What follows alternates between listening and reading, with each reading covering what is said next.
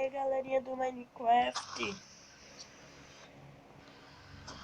Agora vamos aprender como fazer o portal pro inferno. Vamos começar. São 7 blocos dos lados.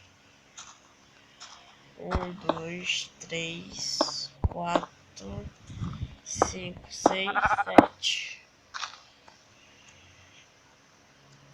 1, 2, 3, 4, 5, 6, 7.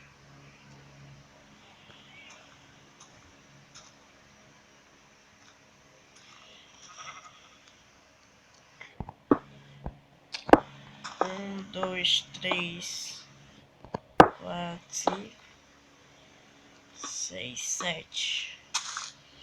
1, 2, 3, 4, 5, 6, 7. Aí, pessoal, esse bloco preto é obsidiana. Só o obsidiana é que pega o portal para o inferno. Então precisa do obsidiana e de um isqueiro. Aí toca fogo no meio. Aí, ó. Está vendo? Fica desse jeito. Pode entrar. Entrou. Aí vai aparecer isto. Aqui, ó. O inferno. Estão vendo?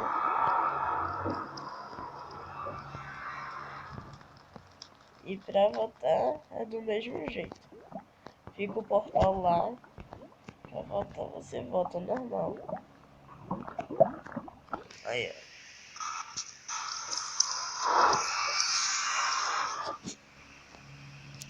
Estão vendo? Aí, ó. Tá dando um pouco de lag, mas isso é normal.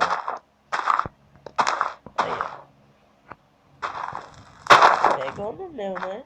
Não sei se vai pegar no de vocês. Aí, eu posso entrar quantas vezes eu quiser.